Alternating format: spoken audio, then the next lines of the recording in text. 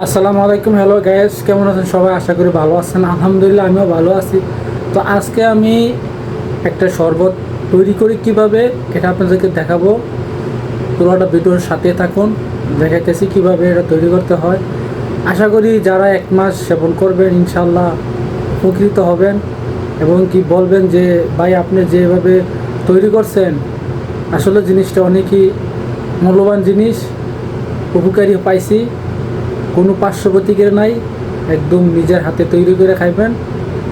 সারা দিন, সারা মাস, সারা বছর, কি যত বছর বাঁচেন ফুরফুরে চলবে।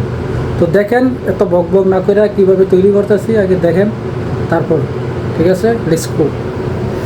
এই যে প্রথমে দেখাইলাম, এটা হচ্ছে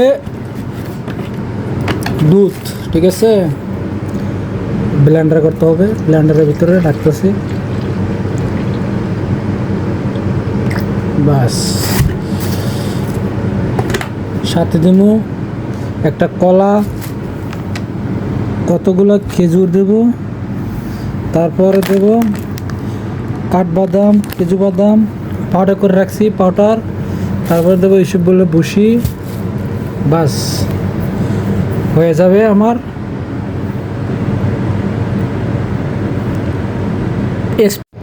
তো এই হলো গায়েস কাজু বাদাম আর কাঠবাদাম আমি মার্কেটের থেকে কিনে আনছি।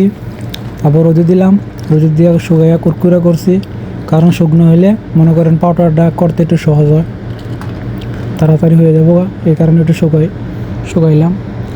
তা আপনারা মনে চাইলে শুকাইতে পারেন, না চাইলে নাও করতে পারেন, কারণ শুকাইলে একটু ভালো হয় আর কি। তো এই যে আমি পাউডার করতেছি, পাউডার করা পরে একটা বয়মও নেব, আস্তে আস্তে হইতেছে, এই দেখেন।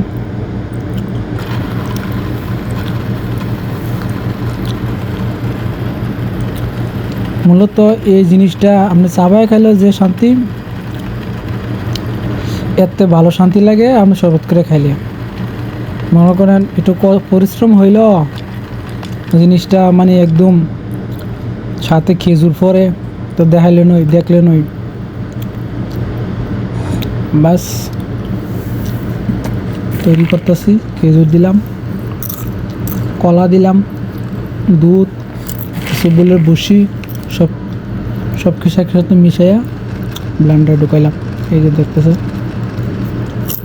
বাস বাস হয়ে গেল। এই যে দেখেন কালারটা দেখছেন নাকি, বিয়াবি কালার, একদম মিয়া মিয়া কালার। বিসমিল্লাহ।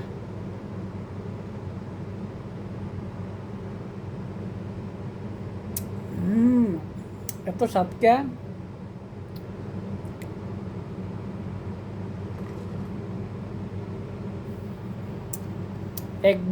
একবার বানায় খাইয়া দেখবেন, সারা জীবন খালি খাইতে মন চাইব। কি জিনিস দেখছেন নি?